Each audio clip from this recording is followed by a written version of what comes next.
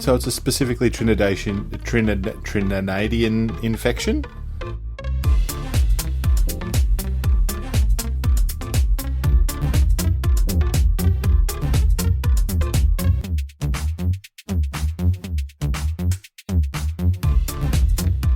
What are you having for dinner? I am going to make some tuna pasta, I believe. Oh, yeah. Hey, tell me about your tuna pasta. I don't usually make tuna pasta. Mish usually makes tuna pasta.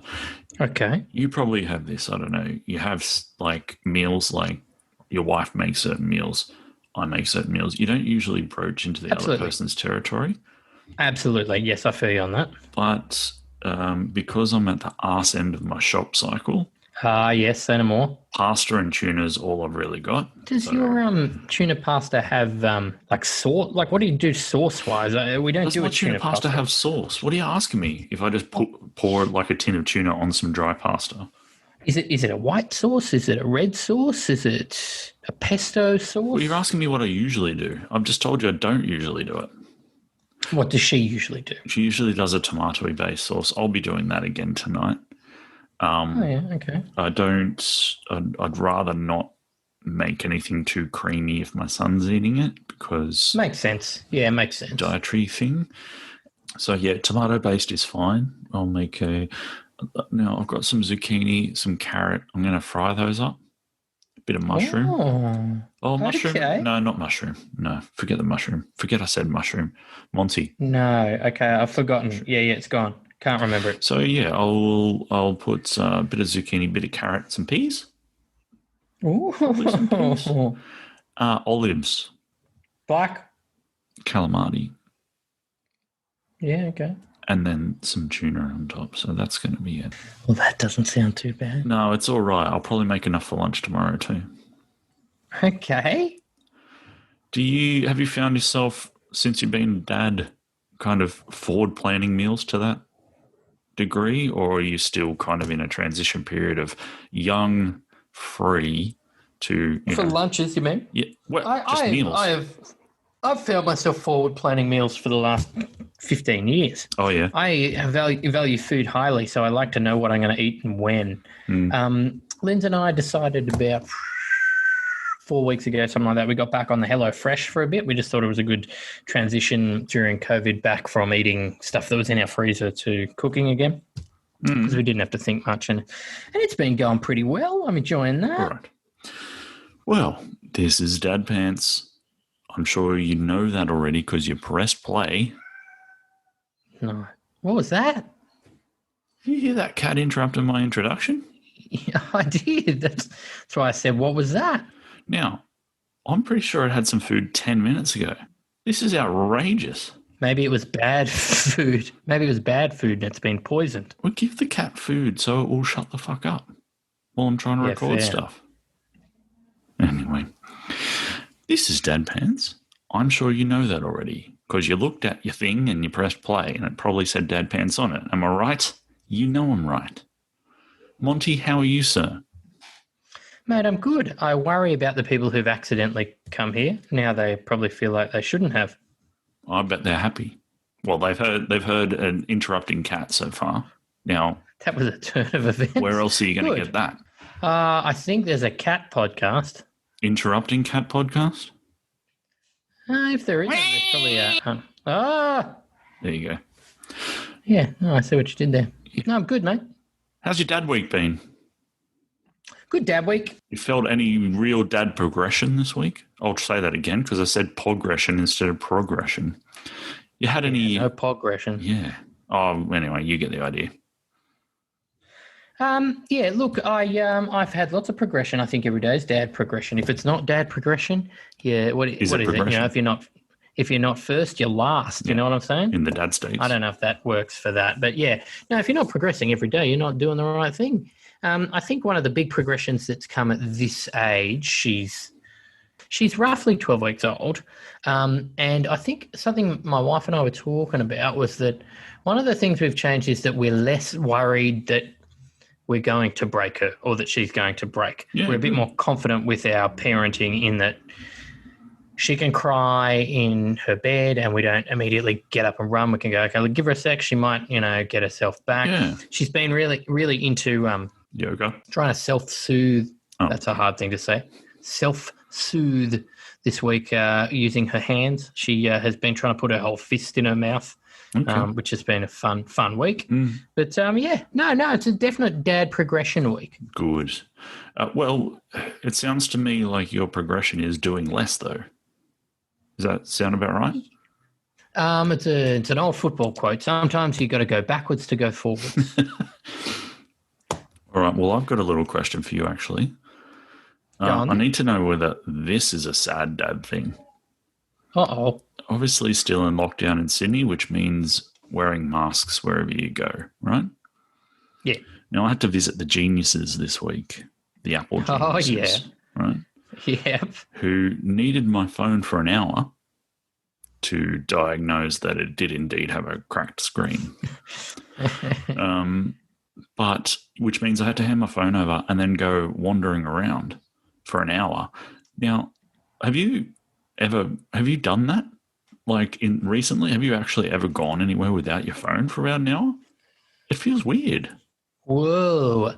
I feel like there was. I agree completely, and it feels so weird that I have a recollection that sometime in the past year or two, I forgot my phone or it ran out of battery somewhere, and I remember it. Yeah. So it must have been very weird. Can I also step back a second there?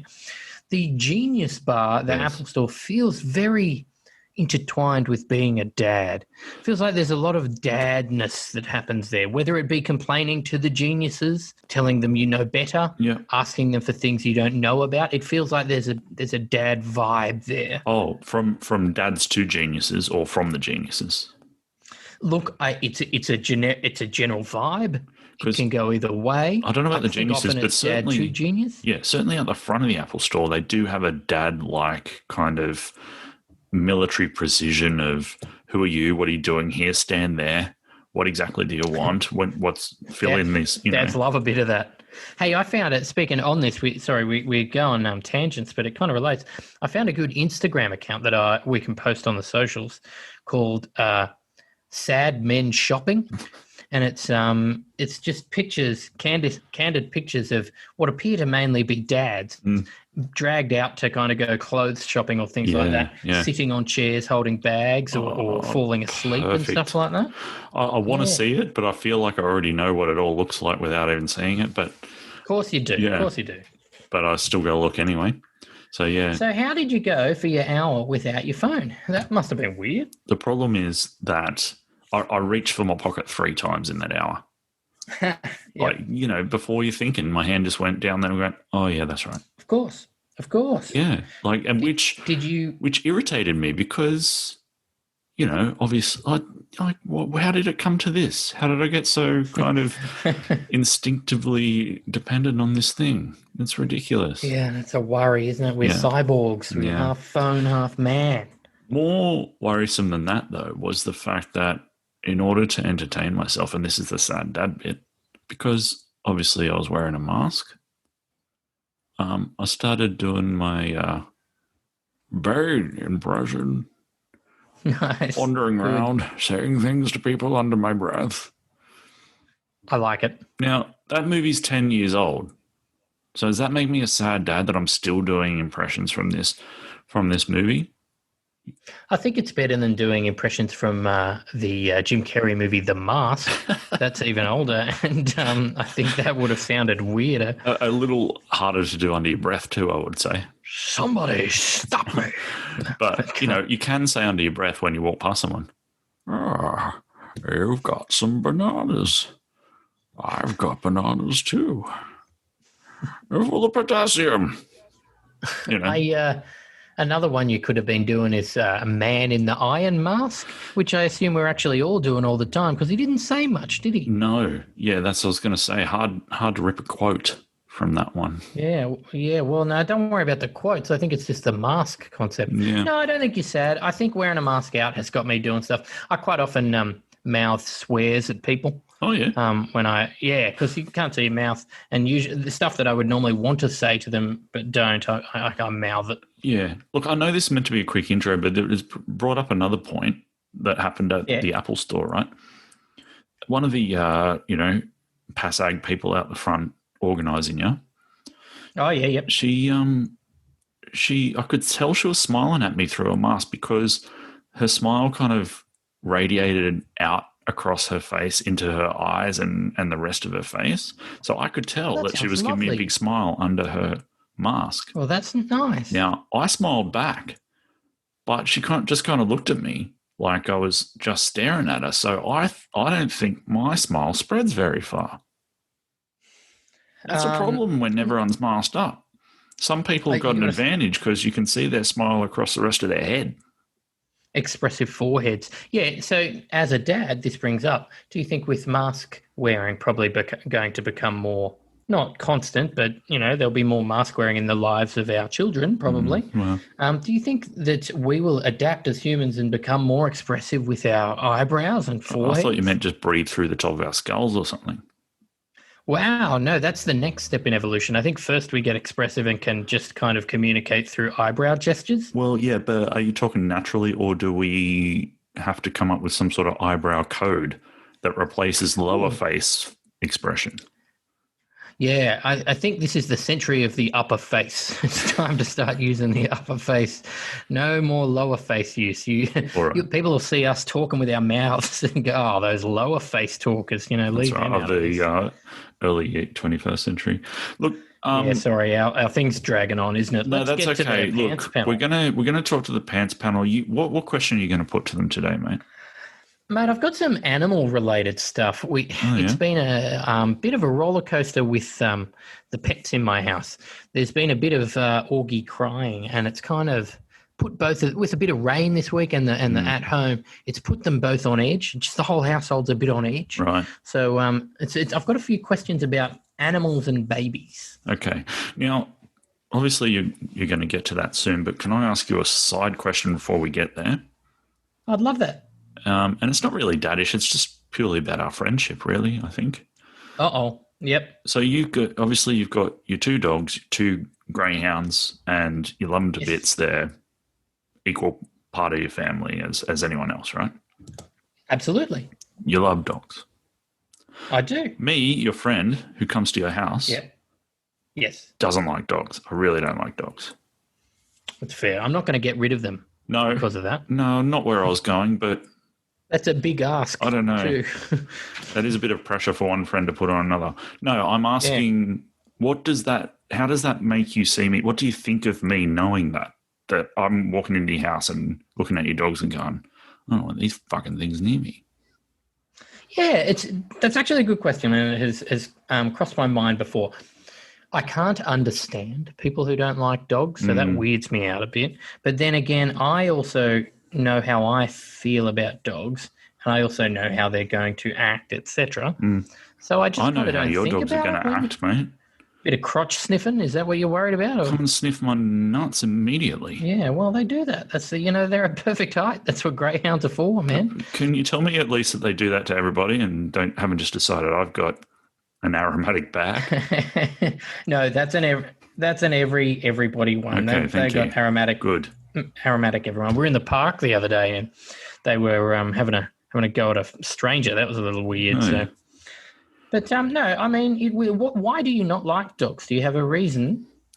Look, they're smelly, they're stupid, they're messy. Pretty much it. Noisy, You like cats? Yeah, I love cats. Yeah, so I love cats too. And I'll tell you something else. Sorry, a dog bit me on my wedding day. There we go. That's what I was looking for. No, hang on. I haven't got married. Sit on the couch. I've never liked. Tell us about them. I've never liked dogs. I disliked dogs way before that. But that was just a bit of icing. Yeah. Well, no, that obviously brings up. Obviously, the dog could sense that you didn't like him. That's why he bit you. Well, yeah, and I kicked him in the head accidentally. Exactly. There you go. How bad was the bite? Oh, look, it drew blood. It was just on my toe. That was wow. Well, it was a little yappy thing, and my wife and I got married on Terrigal, the Central Coast of New South Wales. Lots of outdoory, beachy cafes. We're strolling along on the morning of our wedding, and this person had a dog under their table, which I didn't see, and I accidentally... surprise dog, a hidden dog. Yeah, I accidentally clipped it with my foot as I was walking past, and it gave me a nip on the toe. What was the owner's response? Well, shocked that I'd dared walk anywhere near their dog, of course. Yeah, not a fan. I could get into dog owners generally and start really stereotyping, but I won't. I'm at risk of sounding meaner than I am, but I do think your little yappy dog is of a different breed. I'm not a huge fan. They obviously are of a different breed, but I'm not a huge fan of your little yappy dog. All right. Well, Except Chloe and Molly, family, sorry. Look, this intro has got way out of hand. Can you please remind me one other time to tell you about my grandma's yappy dog and the day it scared the absolute fuck out of me? Okay? Well, that sounds like a great tease. Yeah, it is a tease, but we don't have time for it now because this is going to be longer than the pants span will be if we don't sort ourselves out here. So... You know what? I think people like listening to us. It's fine. That is a bold assumption. Yeah. Let's talk to the pants panel.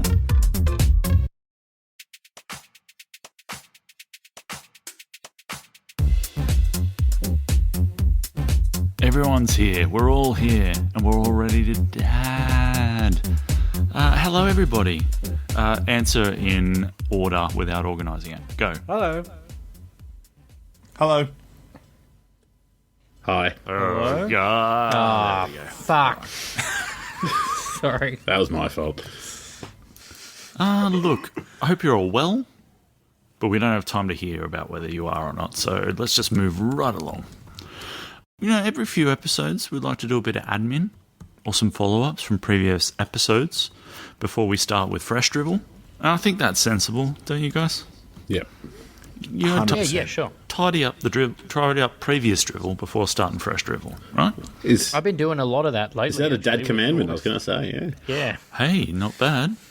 Don't let you dribble harden.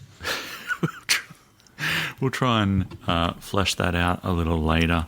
But we've got a few follow-ups and a bit of admin. I might start off with the fact that we had a little earthquake today, didn't we? In the southern regions of Australia. We're recording this on... Is this admin? Shut up. Well, I don't see which part of the thing you just suggested the earthquake fits into. The little tidbits and admin. All right, tidbits. You didn't add that before, do you want to sure. Do you want to run this? No, I'm happy to, but just no, just tell me Dad and Dad are fighting.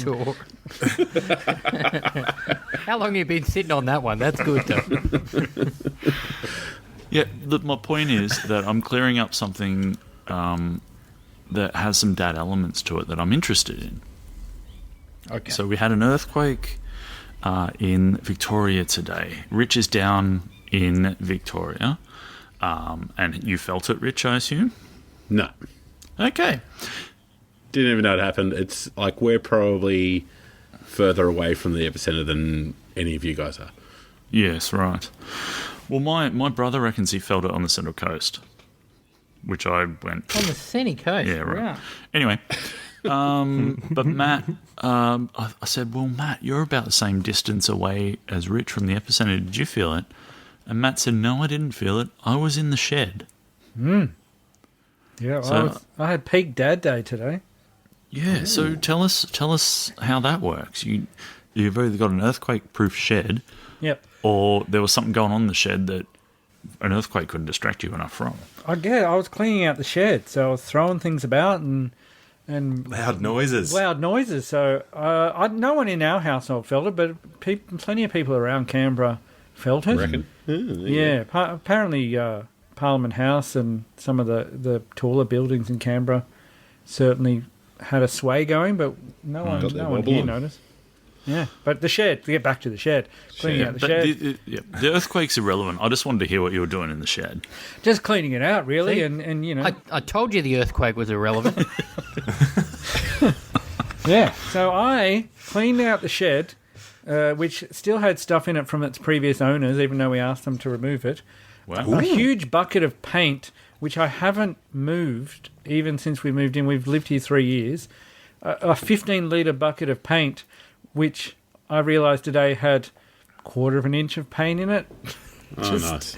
No paint Very in nice. it whatsoever. I thought you were going to say like gold bullion. No. Ooh. That would have been good. No, just a lot of would stuff have. that people left behind with nothing of worth. So I cleaned all that out. There was a massive shelf unit that I moved and twinged my buttock for moving it because it was so effing heavy. I didn't realise how heavy it was. You don't expect a buttock injury usually, do No, but that's my go-to now as an old man, as an over 40 You lift person. with the buttock. I must lift with my buttock because I heard it around the same time last year moving something. It's just not warming up. I don't forget. I warm up my back, but you're going to warm up your hips. Same buttock? Hips. Same buttock, yeah. So I think this is my injury. you? Right. All right, well. So yeah, I cleaned out the shed and put up a shelf. I just wanted to hear shed work. I'm sorry. I just wanted to hear shed work. But it's looking good. I actually found like, the toy matting, soft foam matting that actually interlocks. Yep. Oh, yeah. That's good So stuff. I found for some reason we had like 5 or 6 sheets of that in the shed, and then I just put it on the floor. It was fantastic. You got a gym now. Yeah. You got I a gym. have that in the shed. under my barbecue. Oh, that's a good idea. Interesting. Interesting. Listen to that Interesting. sound. Yeah, all right then. That set a ripple through the Doesn't it crowd. get I was going to say that's fraught. I'd be was gonna concerned say. about that. fat drips? But it's either fraught with fat drips on my plastic matting, on my rubber matting, or Fat drips on my mat. Fat drips keep falling on my head. or it's on my black butt deck. And I'd prefer to have it on. I can always replace the rubber matting. You don't want Much drips on your easier. black butt. Exactly. All right. I'm going to charge in here again, fellas, because I've got that feeling. You know that feeling?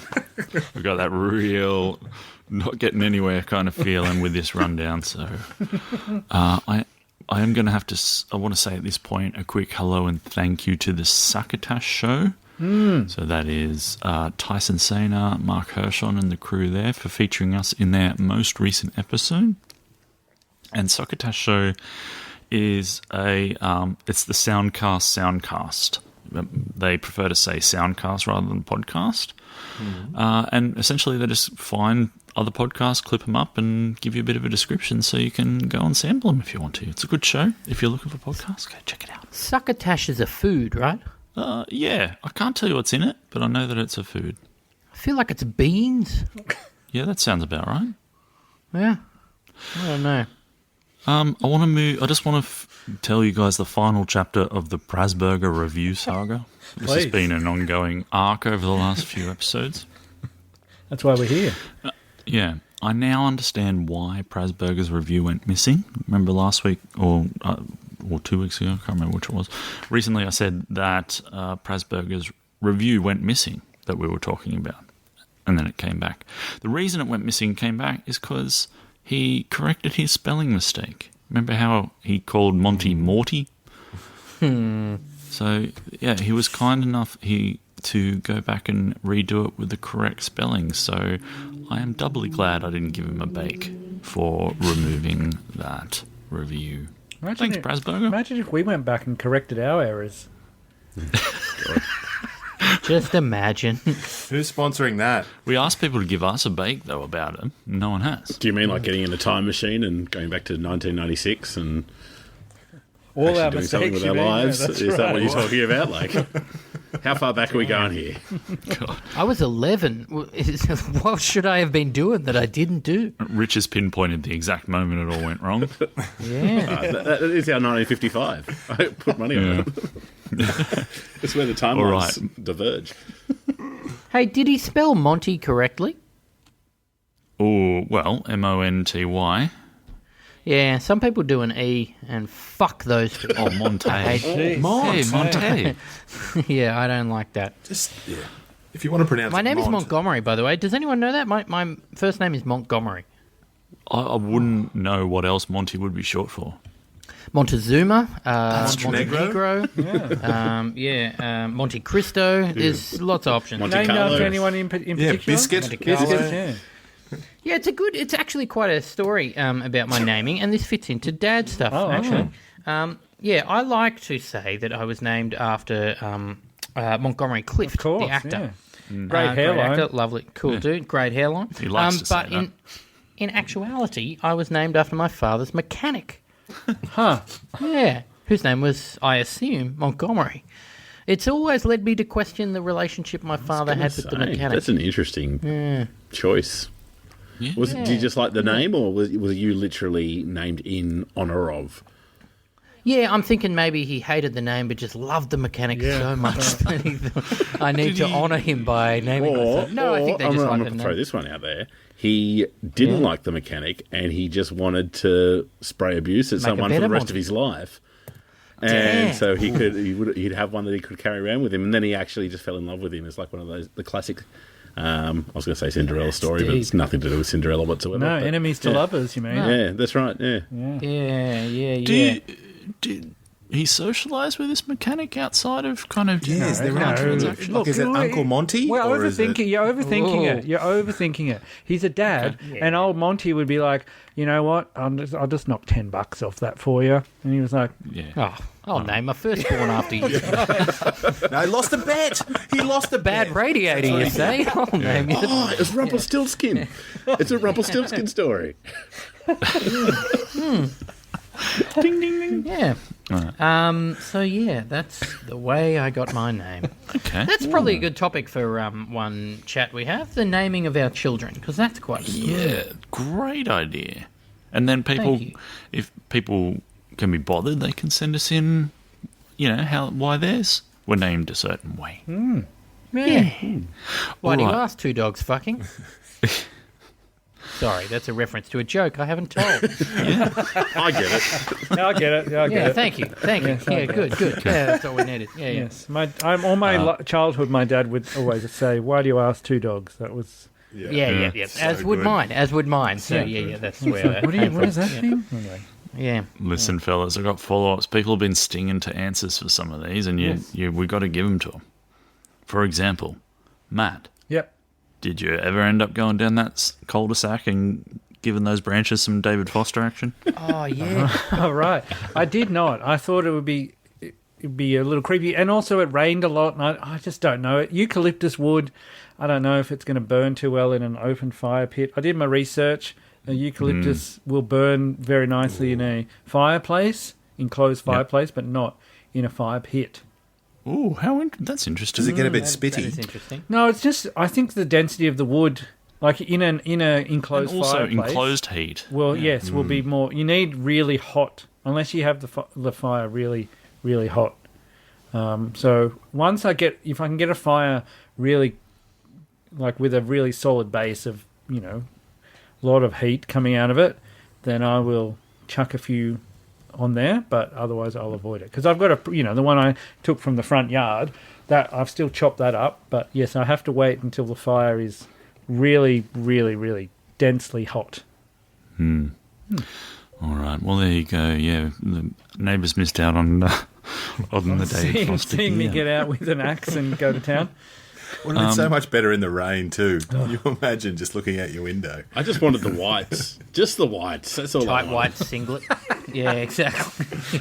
And Monty, we did have a comment from your relatives in Canada who said they needed more information about David Foster. So I suggest you get on the blower next time with them and just give them a real rundown. Well, no. What are you talking Yeah. about? Can't we just devote like a week's episode to David Foster Or two. or two? Well, We Yeah, each very just welcome come with an aspect of his biography. Well, that's a spin-off. great idea. Yeah, Oh, we'll do it in 5 parts. There we go. All right. Well, that's coming up. 5 parts. And a very special Dad's Pants. 5-part special. Ben, a little while ago you said your children were having a farting competition, and we really buried the lead because no one asked who won the farting competition. Who won? Drum roll. Well, we had round 2 tonight, so strangely, strange that you asked, Stu. But Round robin. Can I ask? Rosie?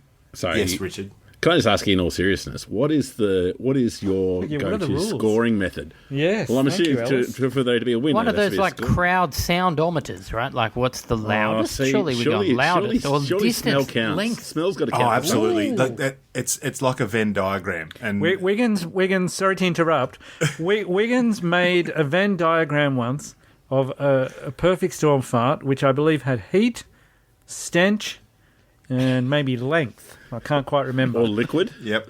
And Heat was one Yeah, of them. heat was one of them. Seems unnecessary. And Stench I- and sound wouldn't have been. I actually But printed that's it. that's only in the eye of the beholder. I actually printed it out. the nose of the beholder. I printed it out and put it in all the science classrooms at the school I was teaching at. So But is that how see- you measure? Is that how you measure Wiggo? So we need to keep it simple, and at the moment it's just length, and so it's just basically sound. So the volume, Volume and frequency. and then the tail. So does it have some type of smell to it? Sure. So does the number play a part in it at all? Like, is it, or is it just assumed that if you're doing more, then you kind of it works up the exponential? Do you have to, like a surfing competition, raise your hand at the fart you've done that you want to enter to the right. competition? Good Pick your best. No, this is my prize fart. You get Yeah, one I've crack got at more it. coming. And Yeah, one basically, Sorry, one more crack at question. it. One more question.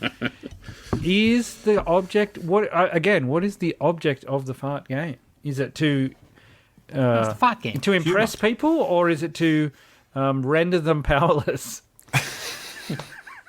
Well, being that I'm essentially the judge of the competition, I just want to be made to laugh. That's what I'm looking for. Right, I'm right. I'm looking for Entertainment value. and also a surprise element, because it's not a okay everyone, we're going to sit down and have a farting competition. It's basically who can make the best bodily sound in this next 5-minute period. Okay. So tonight, Rosie again. She's just like, she really is coming through the ranks really strongly. She's ranking through the ranks. Yeah. Can fart, that girl. Can fart. And my wife can really burp. And Yes, so she can. she didn't. She certainly She can. chose. She chooses not to fart at the dinner table, which I can respect. But Don't understand. You but I don't have to respect. understand. Yeah, that's right. You don't have to like it, but you can respect no, it. that's right. And so the boys just really.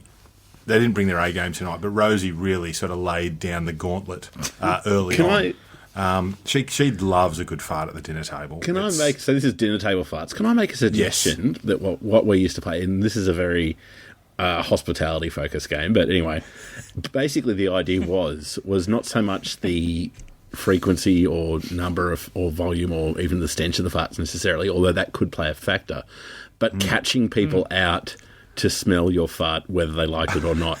So if someone was doorway. Cupcaking was the classic, but also ducking down while someone was in the fridge getting something out, or asking them to get something from the bottom of the fridge, and then farting on their heads. That's a great one. Yep.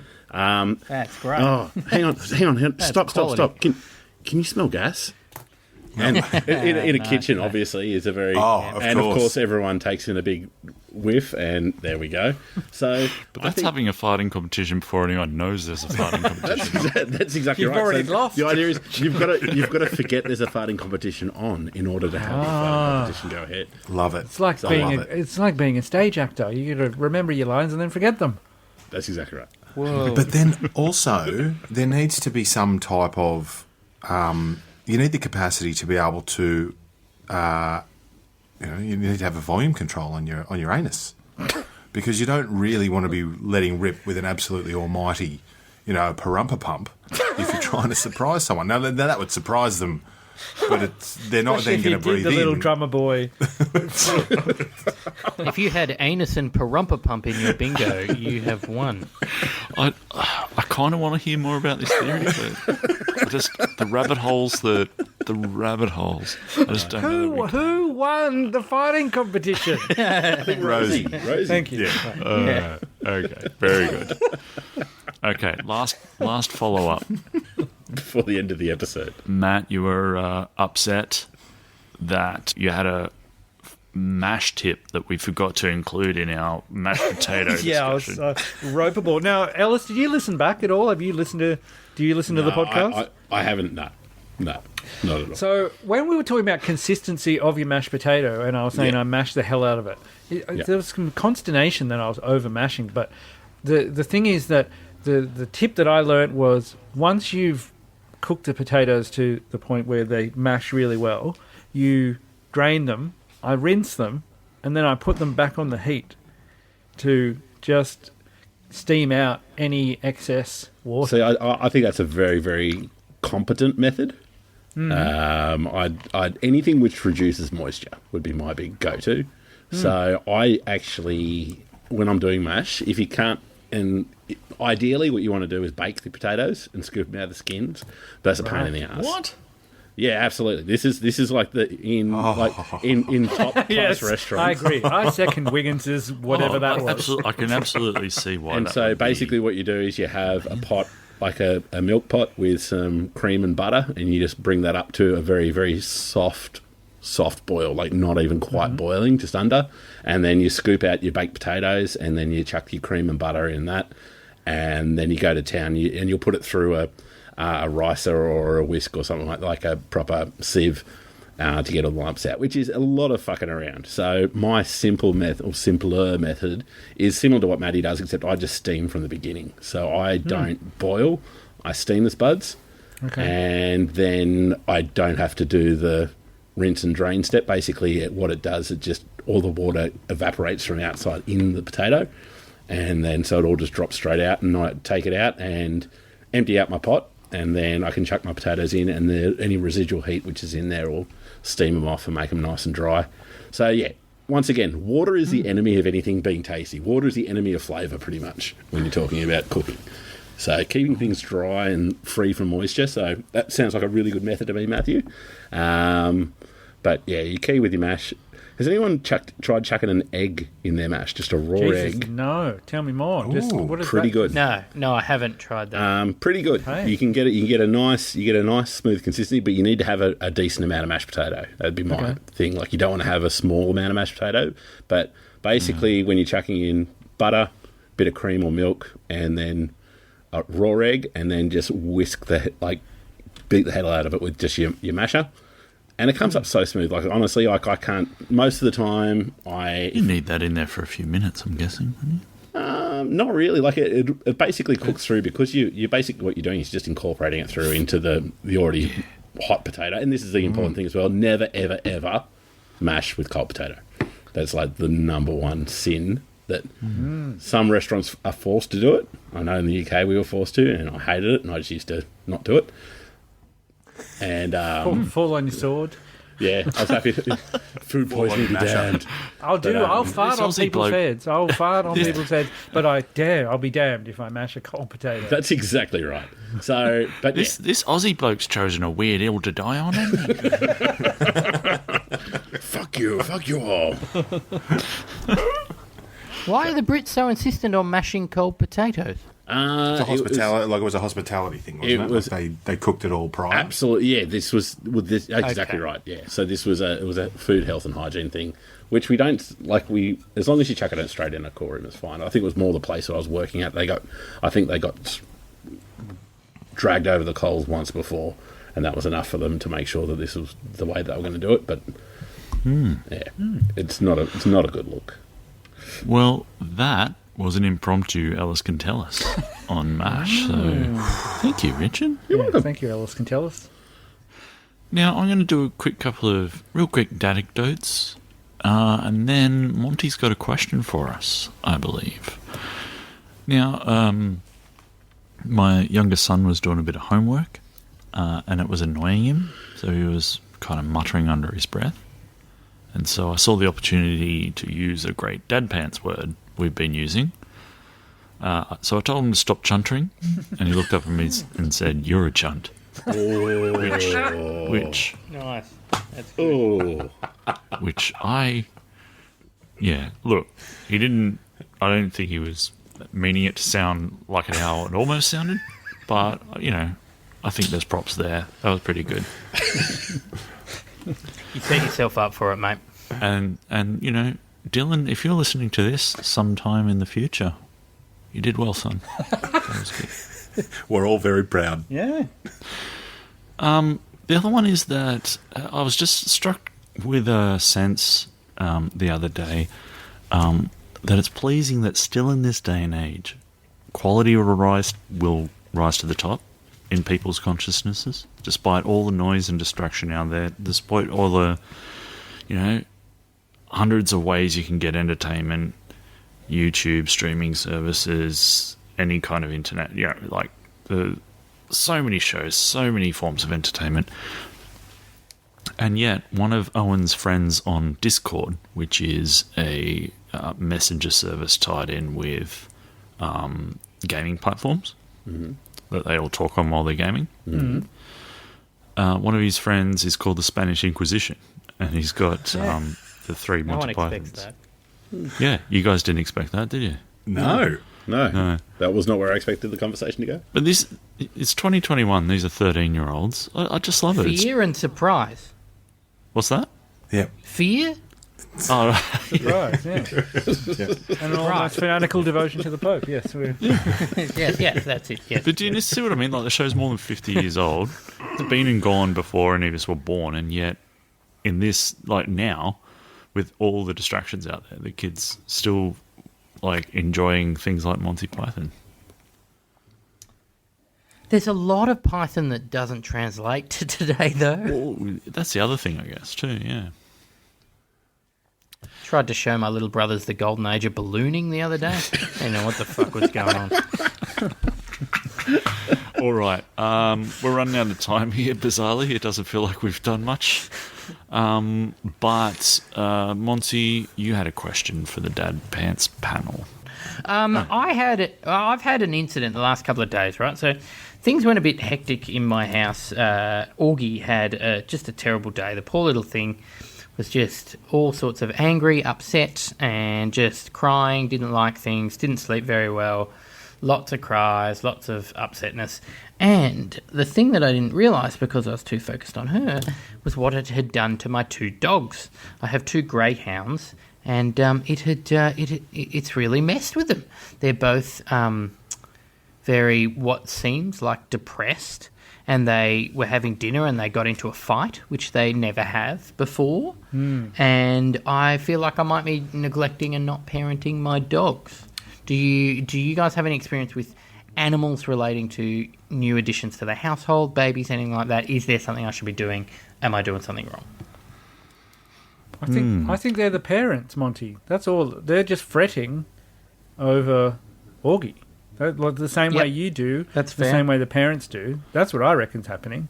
It's not like, oh no, we're being left out. It's, oh no, what's wrong with them? Then the greyhounds look forlorn at the best of times, I find. That's true. Yeah, that's true. That's actually Flashbacks? true. Why the long face? Yeah, why the long face? It's very... They're one step away playing poker, aren't they, in a painting? Yeah. Yeah. No. Well, it must be confusing for the poor bastards. It's something new and noisy that's taking up all the attention they used to have. Yeah, and when she is crying, there's two dogs. I have two dogs. One I've had longer, and one I've had not as long, I suppose. Not longer. I didn't need to say the second bit. The one I've had longer, his name is Rudolph. He's a good boy, and he's very concerned, and whenever she's crying, he'll come and be in the room and sit near her. Whereas Lola, the newer one, is very neurotic and just seems to kind of pace around the house when it's happening. Yeah. And I suppose I had just not been focused enough on it because I'd focused on her, and now I'm worried about what to do with them. Yeah. Well, they're still getting a walk every day, aren't they? Yeah, absolutely. I mean, what can you do? I think, unfortunately, you've found the Pants Panel's Achilles heel. None of them are dog guys. No one's got dogs. We're barely pet people, really. Yeah. I feel that pethood has been somewhat foisted upon us, and not. I'm saying that we are now. I think it's the old scenario of the dads getting the pets at the behest of the family, and then that's not that bad, I suppose. Being the one that loves it most. Yeah, well, just being the one who. Yeah. But I don't. Ben will be able to tell. Sorry.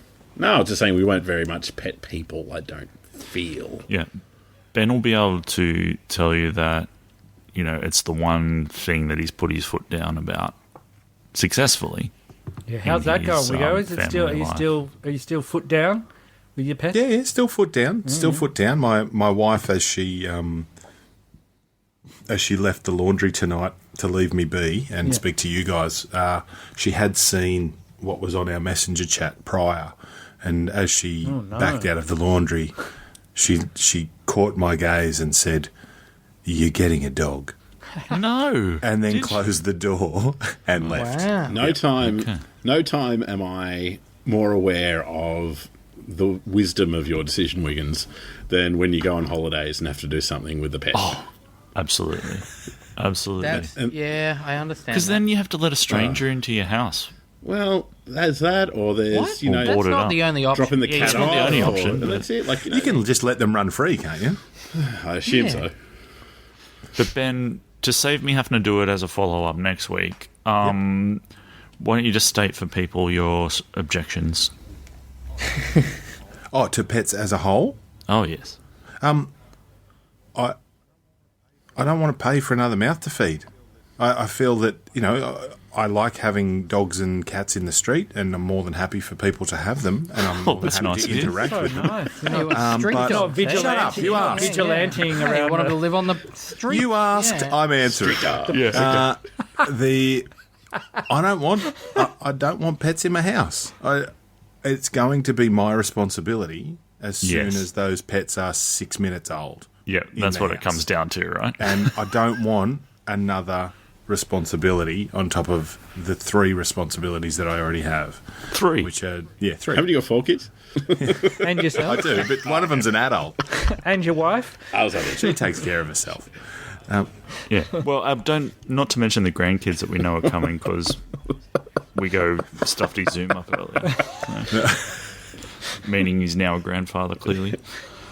I feel no clearer on the sorry. scenario with my dogs. Thank you. No, I'm telling you, gentlemen. they're just like you and your wife arguing at dinner after a hard day with a ratty child, where you're like, nice. "Did you steam these fucking potatoes?" Yes. There's too much moisture in it. Like, that's what's happening. Yeah. They're just doing that. Well, now let me point out, though, during that scenario, the female dog tried to mount the male one.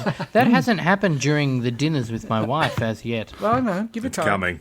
It's only 8 weeks. Yeah. Just remember, they're just like you. They just eat slightly more pig's ears. Yeah, they do. Slightly more.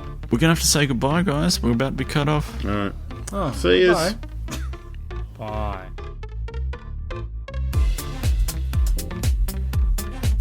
Oh, you sound like a forlorn greyhound there, Yeah, Monty. he did, didn't he? Bye. That's all, eh? See you guys. All right.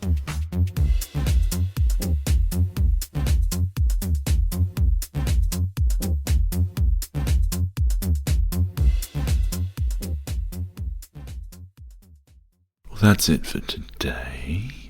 Just before we go behind the curtains a little bit, the boys record backup audio tracks just in case the main recording for the podcast fails, and send them to me so I've got them just in case.